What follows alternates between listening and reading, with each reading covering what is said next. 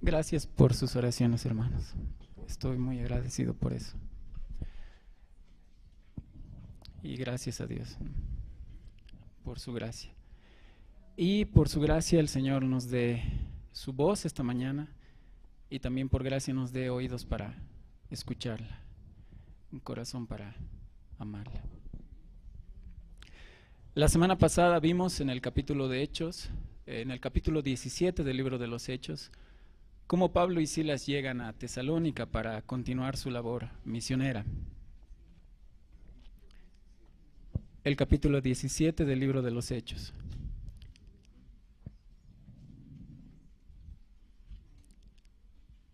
Pudimos escuchar en la exposición de la palabra cómo ellos por costumbre llegaron y predicaron en la sinagoga de los judíos el Evangelio de Cristo. Basados en las Escrituras, ellos expusieron las Escrituras. Se pudo observar cómo ellos no acudieron a las propias visiones o sueños que podían haber tenido, las experiencias personales de Dios, de Pablo, que Dios pudo darles, aún ni siquiera su testimonio mismo, la historia de cómo él se convirtió camino a Damasco. La base de su predicación fue las Escrituras mismas.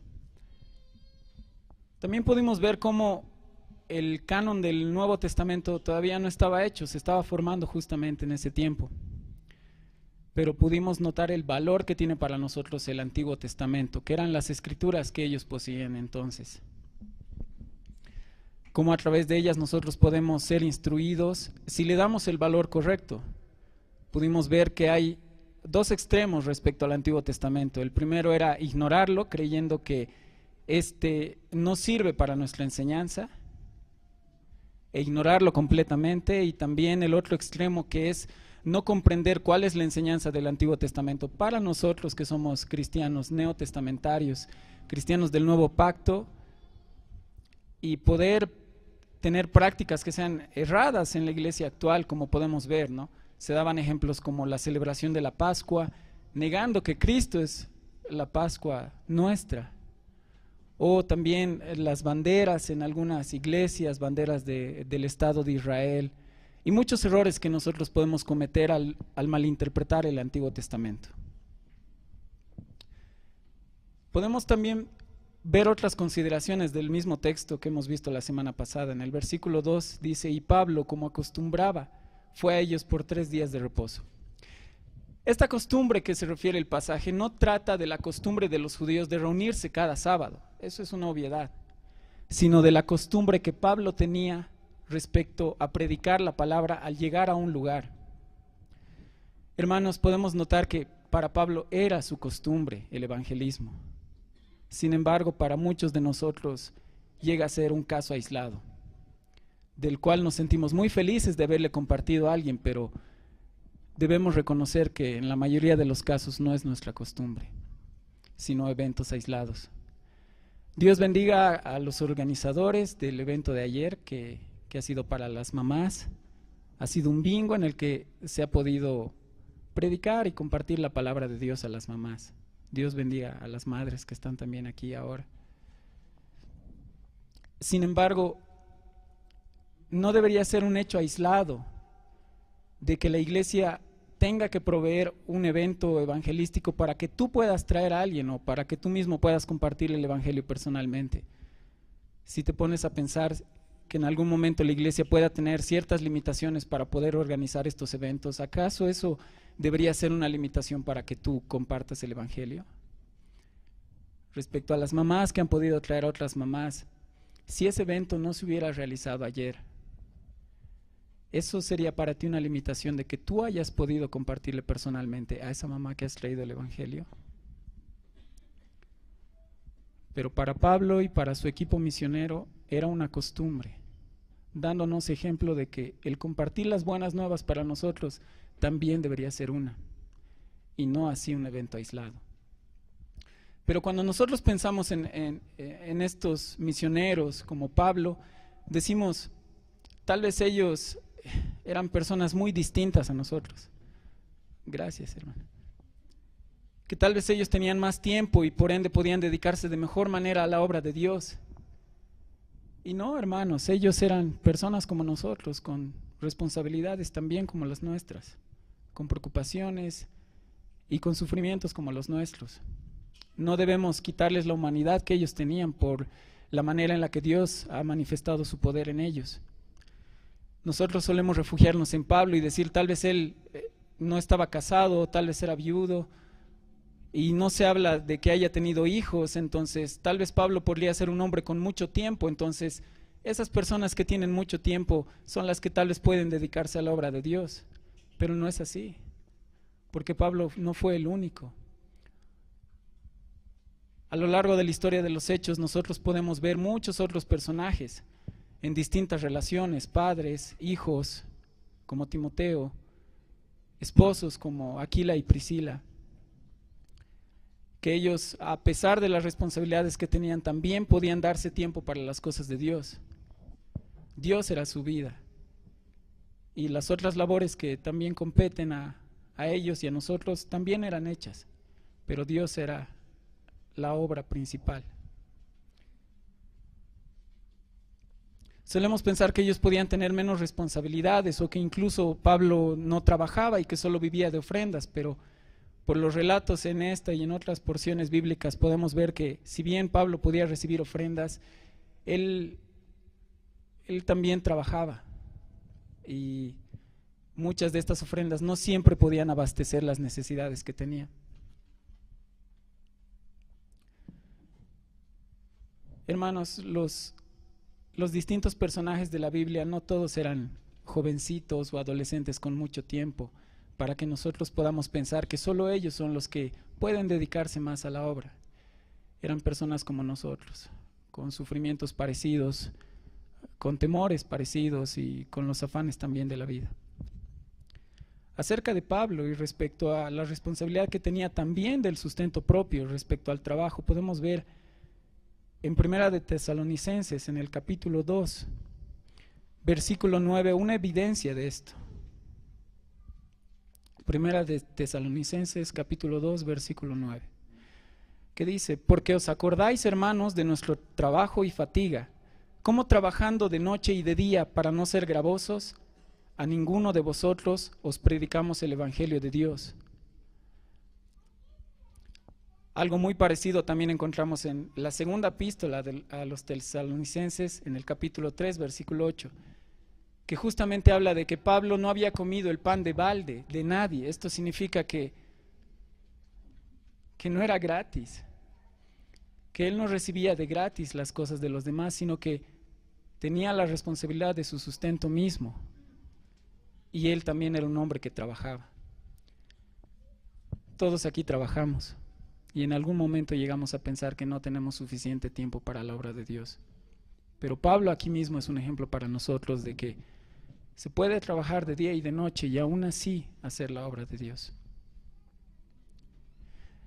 Y aún así en estos pasajes debemos considerar algo más, que no solo tenían responsabilidades como las nuestras, o poco tiempo también como nosotros, sino miren esto. Hace 2 semanas atrás hemos podido ver cómo Pablo estaba en Filipos. Y el texto en el versículo 1 del capítulo 17 que estamos viendo ahora, dice, porque, capítulo 17 de Hechos, sí.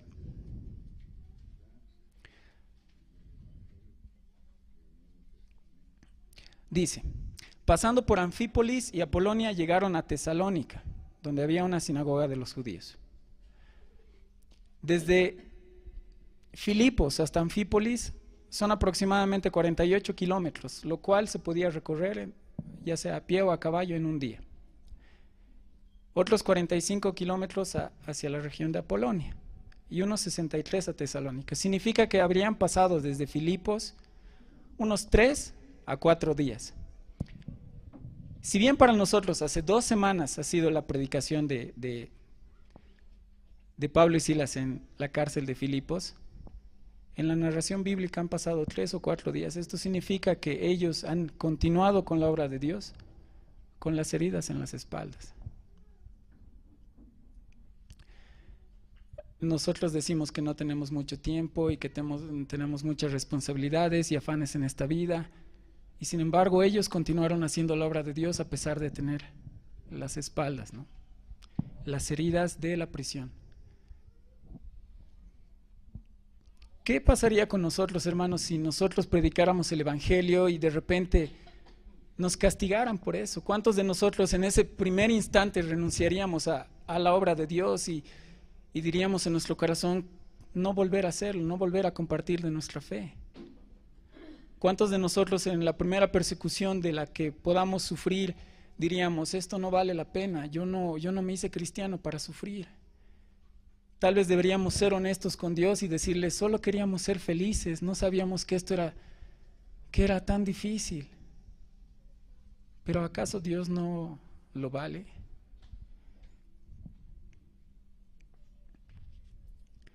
¿Cuál ha sido la reacción? Veamos el pasaje, el versículo 5. Entonces los judíos que no creían, teniendo celos, tomaron consigo algunos ociosos, hombres malos, y juntando una turba, alborotaron la ciudad, y asaltando la casa de Jasón, procuraban sacarlos al pueblo. Pero no hallándolos, trajeron a Jasón y algunos hermanos ante las autoridades de la ciudad, gritando: estos que trastornan el mundo entero también han venido acá, a los cuales Jasón ha recibido, y todos estos contravienen los decretos de César, diciendo que hay otro rey, Jesús. Y alborotaron al pueblo y a las autoridades de la ciudad, oyendo estas cosas. Pero obtenida fianza de Jasón y de los demás, los soltaron. Estos judíos, celosos porque Pablo les estaba arrebatando a sus prosélitos y a gente de ellos mismos, a judíos que pertenecían a esa sinagoga, fueron al mercado a buscar gente que, como dice la versión internacional en la Biblia, maleantes callejeros, para que organicen un alboroto en la ciudad de la misma manera que se había organizado uno en la ciudad de Filipos anteriormente, para estorbar la obra de la predicación del Evangelio. Consiguieron gente que por un modesto precio pueda hacer alboroto en la ciudad. Y hermanos, para vergüenza mía, yo tengo una historia acerca de ese asunto. Espero mi mamá no se preocupe por lo que voy a contar. Cuando era mucho más jovencito y no tenía barba, yo trabajaba, siempre me gustaba trabajar porque la ley en la casa era que como no había plata, uno si quería salir tenía que salir con su plata. Entonces ya estando en los cursos finales del colegio y en la universidad, me metía a trabajar de lo que sea, era de lo que sea. Y en ese tiempo yo estaba trabajando de mesero. Y tenía un amigo muy cercano, era el que me enseñaba a agarrar la charola y todo, ¿no? Éramos muy cercanos, de hecho parecíamos hermanitos, éramos parecidos físicamente, creían que yo era el menor. Lo quería mucho por toda la enseñanza que me dio en el trabajo. Y meses después él salió del trabajo, entonces me llamó por la cercanía que teníamos y me dijo, Tony, ¿quieres ganarte unos pesos? Me acaban de llamar en un lugar para hacer un trabajo. Y yo, claro, ¿cuál? Tenemos que demoler una casa, me dice. Y eso yo lo haría gratis. Qué desestresante romper cosas, ¿no? Se supone que en Japón ya han creado casas como para que los trabajadores estresados vayan y las rompen. Bueno, espero que no haya sido una noticia falsa, pero vayan y rompan cosas y así se desestresen. Entonces yo no tenía Cristo, tenía que desestresarme de alguna manera. Acepté el trabajo, entonces nos recogieron en un bus, yo le avisé a mi hermano más, fuimos con mi hermano, nos recogieron en un bus y el bus llegó al mercado Yunga, subieron algunos trabajadores también, albañiles, y yo dije, bueno, es una obra de construcción, bueno, de destrucción, claro que tienen que haber albañiles, pero de repente empezó a subir gente que no era muy trabajadora, drogadictos, ¿no? Y ahí yo me asusté un poco, pero dije, bueno, si se trata de destruir algo, no creo que se necesite mucha habilidad o mucha conciencia. De repente nos llevaron a un lugar y la señora que nos había contratado nos mostró unos documentos y nos dijo que deberíamos entrar a un lugar y destruir la construcción porque esa era una construcción ilegal que habían estado haciendo en su terreno. Pero desde el bus yo vi un letrero oficial de la alcaldía. Estaban construyendo un mercado, entonces me preocupé. Yo dije, algo raro está pasando aquí, ¿no? Esta señora dice y muestra papeles que obviamente no los leímos, que personas están asentándose en su terreno y están haciendo una construcción ilegal, y lo que ella había hecho era este pasaje, ¿no? Reunir gente para ir a hacer alboroto y destruir cosas y recuperar por la fuerza su terreno. Y yo era parte de eso, sin haberme dado cuenta. Yo pensé que iba a ser alguna obra de derribar paredes y nada más, pero no pensé que yo iba a ser parte de una turba pagada para ir a destruir un lugar.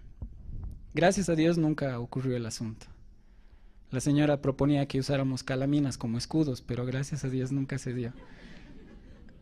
El asunto es de que yo nunca supe cuál fue la verdad, si yo estaba del lado de los buenos o del lado de los malos, porque ese letrero era oficial. Entonces me di cuenta que estaba en algo ilegal, pero no lo hice, mamá. De la misma manera, hermanos, a veces nosotros, tal vez con mucha conciencia o inconscientemente, le peleamos a la voluntad de Dios y empezamos a lucharle. Sabemos por el testimonio de la Biblia qué es lo que nos corresponde hacer, qué es lo que debemos hacer, y no lo hacemos. Por muchas razones no lo hacemos. Y estamos peleando en contra de la voluntad de Dios, ya sea que no eres cristiano todavía. Le estás peleando a Dios. O si lo eres, ¿por qué le peleas? ¿Por qué no te unes a su voluntad? Todavía recuerdo aquella frase: jovencito, jovencito, tus brazos son muy cortos para boxear con Dios. Nunca vamos a ganarle. ¿Por qué mejor no unirnos y participar de su obra? ¿Por qué pelearle? ¿Por qué pelearle al que nos ha amado? Hermano, en el nombre de Cristo te digo, depón tu rebelión a Dios. No hay manera en la que tú puedas ganar. Nadie le ha ganado a Dios nunca. Ríndete y sé parte de su obra. Lo siguiente que hicieron estos judíos era presentar cargos. Debido a que no encontraron con esa turba a Pablo y a Silas, tomaron por la fuerza a Jasón y a algunos creyentes nuevos en esa iglesia tan tierna que se había creado en Tesalónica. Los llevaron ante el magistrado macedonio y presentaron estos cargos. Estos hombres que han trastornado el mundo han venido hasta acá y Jasón los ha recibido. Han alborotado el mundo. Hermanos, ese caso de cierta manera es real. Ellos con el evangelio habían alborotado esa región, porque el evangelio tiene esa consecuencia. Donde llega hay mucha apatía, porque es un mensaje incómodo, es decirle a la gente que está perdida en sus pecados. Y a nadie le gusta reconocer esa perdición, a nadie le gusta reconocer que ha estado mal toda su vida, que está en rebelión a Dios. Te pregunto, hermano, ¿has alborotado, en el buen sentido, los lugares en los que tú te mueves, trabajas, desarrollas tu vida? La gente te tiene apatía por ser un buen cristiano, pero por ser buen cristiano, ojo, porque en algunos lugares no nos quieren por ser los apáticos nosotros, ¿no? Los de no querer participar en nada, los de parecer muy amargados o muy serios. No en ese sentido, sino que has llegado a sufrir algo de persecución en tu trabajo o en tu familia por ser un buen cristiano. Que Dios nos dé esa gracia de que a través del evangelio podamos alborotar, aunque sea una parte del mundo que nos rodea, y de poder tener impacto en la sociedad. Quisiera darle crédito, pero no recuerdo quién hizo esta pregunta o si la vi en alguna película o algún libro, pero la pregunta era la siguiente: si ser cristiano fuera un delito, ¿serías culpable? Pongámonos en el caso de que un gobierno empieza a perseguir a los cristianos y solo el hecho de ser cristianos y profesar la fe cristiana sea un delito,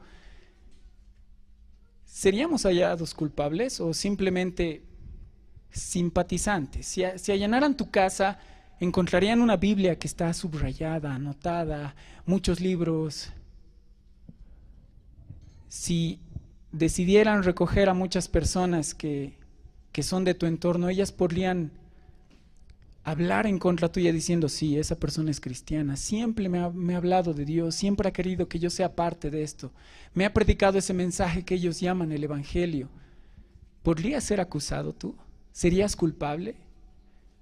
¿Hallarían de ti las suficientes pruebas para decir que eres un cristiano y ser culpable?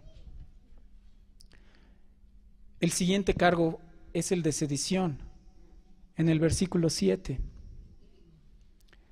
que dice, a los cuales Jasón ha recibido, todos estos contravienen los decretos de César, diciendo que hay otro rey, Jesús, y alborotaron al pueblo y las autoridades de la ciudad oyendo estas cosas. En ese tiempo la afirmación era César es Señor. Y estos cristianos alborotadores decían otra cosa, no, hay otro rey, Jesús. Jesucristo es el Señor. Este era un cargo serio, hermanos.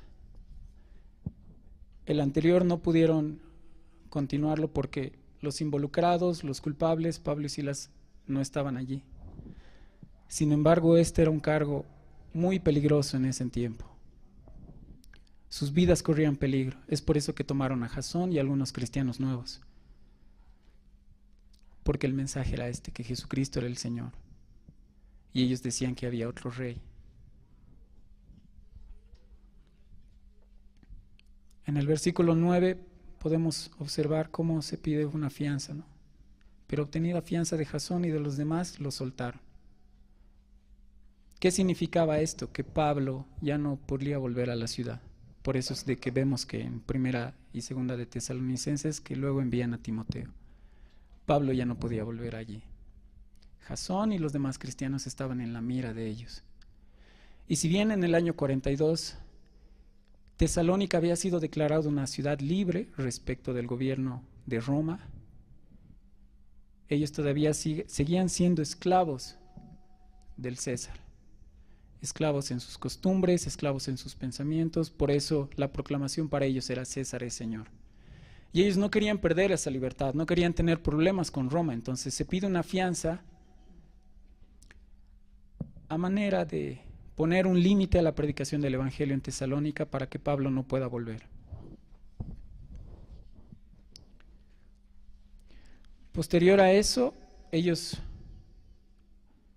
necesariamente deben escapar y se marchan hasta Berea, otros 65 kilómetros, 1 a 2 días a pie.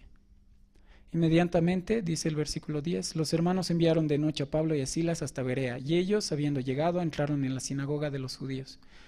Y estos eran más nobles que los que estaban en Tesalónica, pues recibieron la palabra con toda solicitud, escudriñando cada día las Escrituras para ver si estas cosas eran así.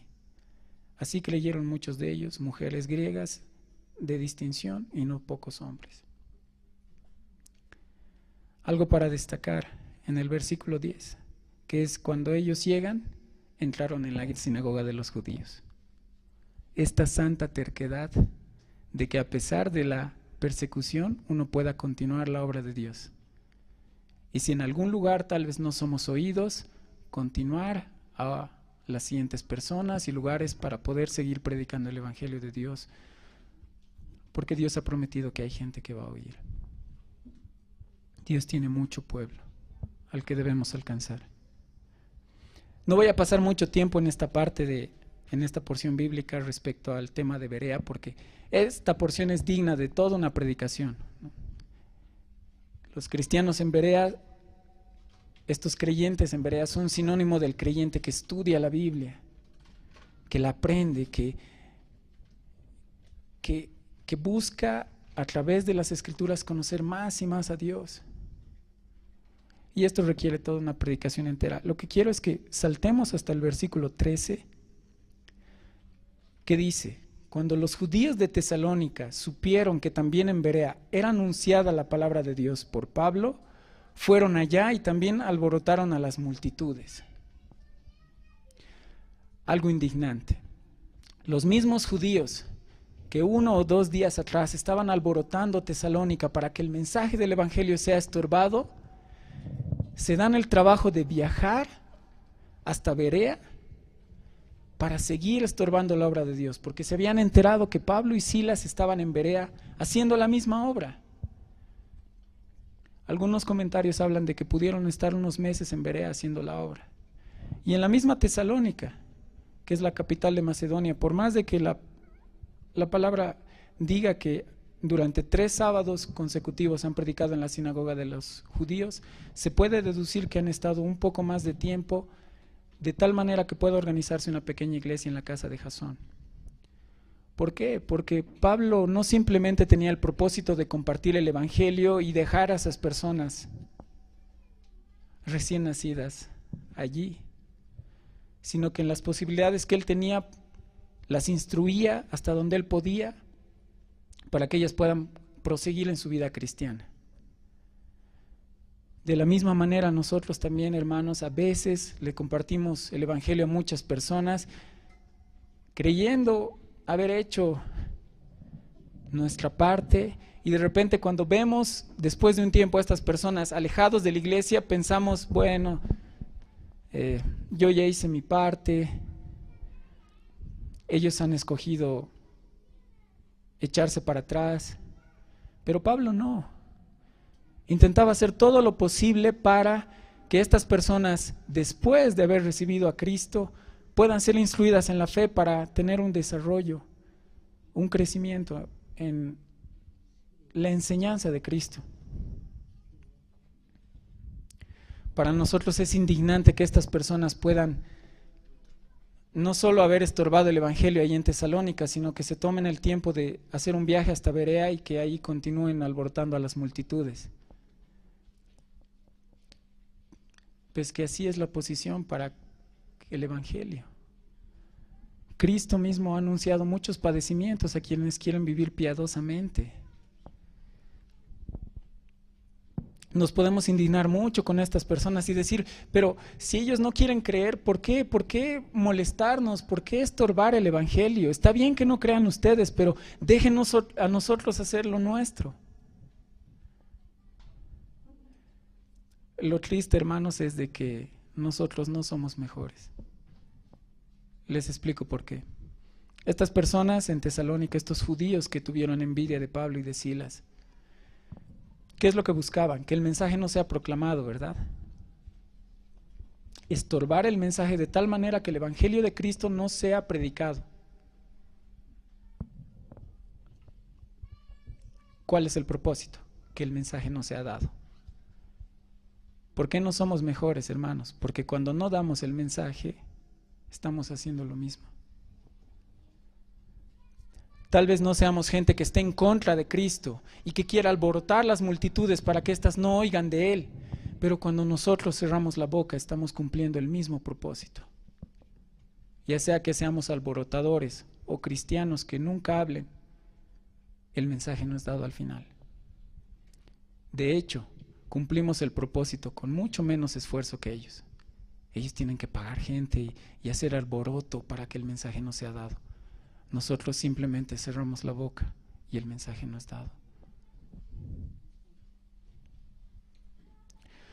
Y a estas personas se refiere Pablo en Primera de Tesalonicenses, en el capítulo 2, en los versículos 14 al 16. Primera de Tesalonicenses, capítulo 2, versículos 14 al 16.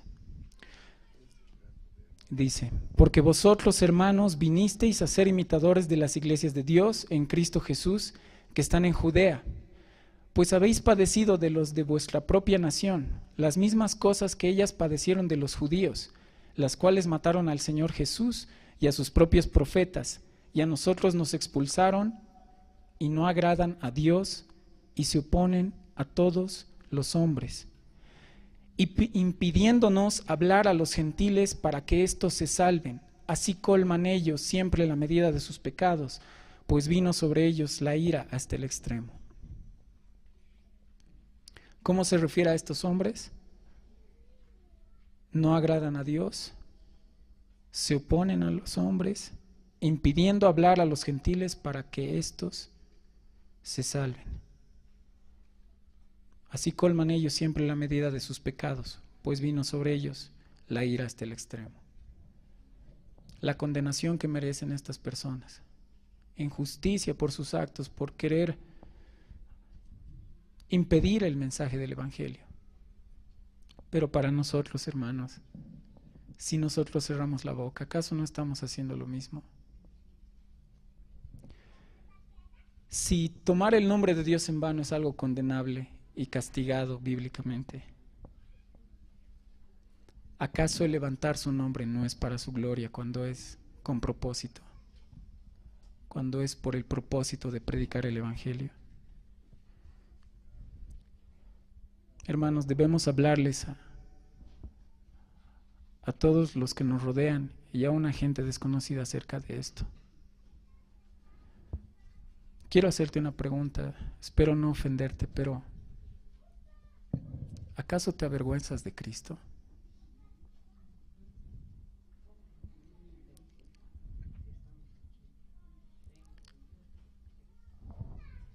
En ese caso, ¿por qué no hablas de Él? ¿Cuáles son los temores que llegan a tu vida en el momento de quererle hablar a otra persona? ¿El rechazo? Es mejor que los hombres nos rechacen, pero ser aprobados por Dios. ¿Cuáles son los temores que tienes para no hablarles a las personas? ¿Son temores reales? ¿Acaso no debería darnos un mayor temor en que esas personas estén camino hacia el infierno? Pablo dijo en Romanos, en el capítulo 1, en el versículo 16, que no se avergonzaba del Evangelio, porque entendía que este era poder de Dios para salvación de las personas. Hermanos, ¿acaso el Señor no va a respaldarnos cuando hablemos su nombre? ¿Acaso nos va a dejar en vergüenza cuando hablemos de Él?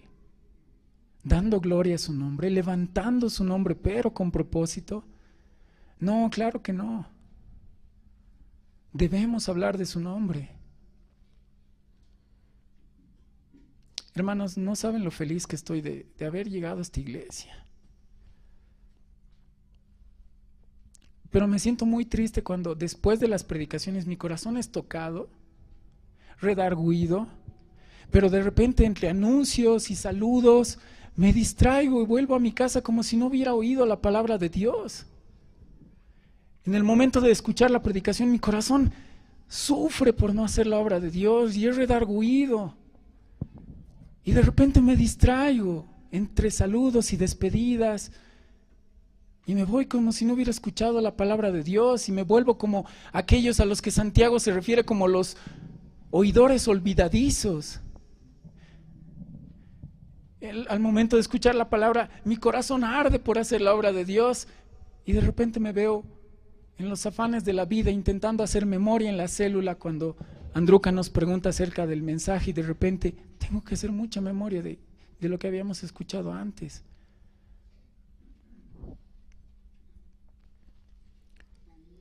Pero no quiero desanimarles, hermanos. No quiero usar la culpa para que a través de ella ustedes puedan hacer la obra de Dios, sino que ustedes reconozcan que así como Jesucristo dijo que su comida, su pan era hacer la voluntad del Padre, nosotros también podamos hallar deleite en ella. Y que no sea una carga para nosotros, que el evangelismo no sea algo de miedo, sino algo de deleite, porque estemos hablando de nuestro amado. Al final de cuentas, hermanos, el Señor va a dar fruto a través de nosotros. ¿Por qué Jesucristo ha mandado que se predique el evangelio a toda criatura? Está en el mismo pasaje, porque toda autoridad le ha sido dada. Y Él ha puesto todas las cosas debajo de sus pies y nosotros somos su cuerpo.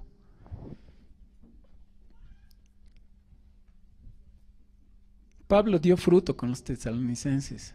A pesar de la persecución que ha sufrido allí, ha dado fruto, y eso podemos verlo en su epístola a ellos mismos. Después Pablo les escribe una carta a los tesalonicenses, y en el capítulo 1, versículo 4 les dice lo siguiente: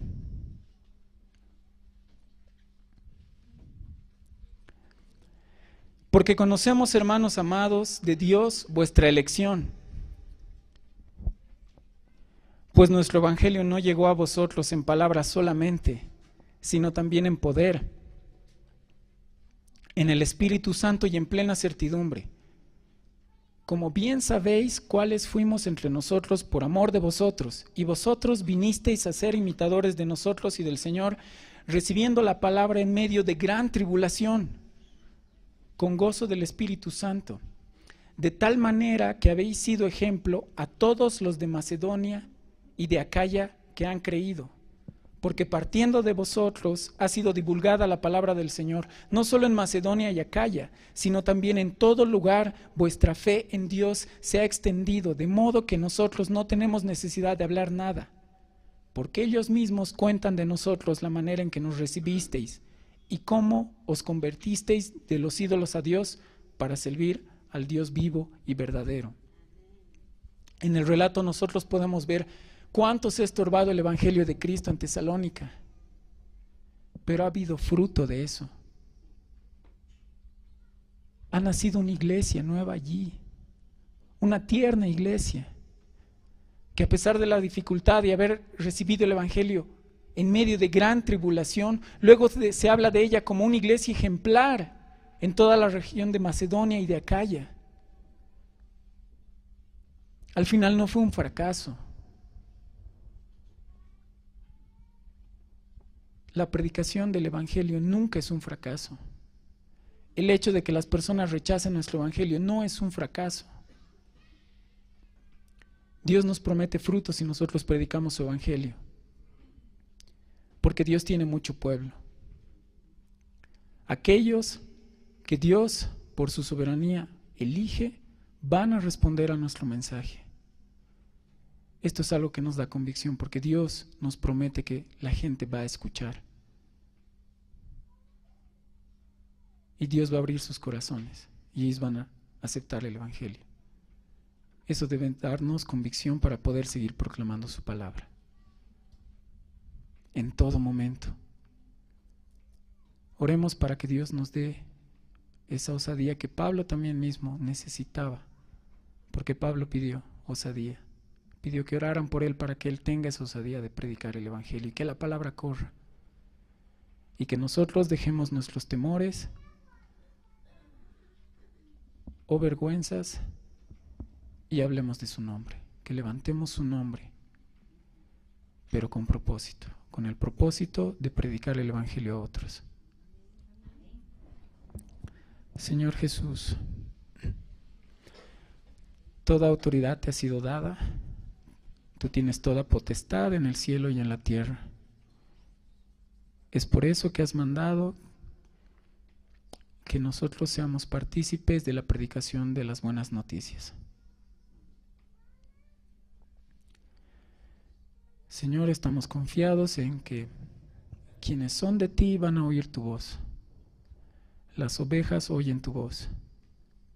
Ayúdanos a predicar tu santo evangelio a cada persona que conozcamos y en los ámbitos en los que nos movemos.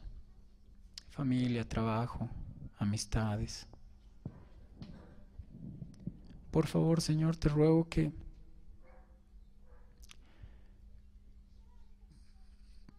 tú puedas dar osadía a tu iglesia, a esta iglesia presbiteriana,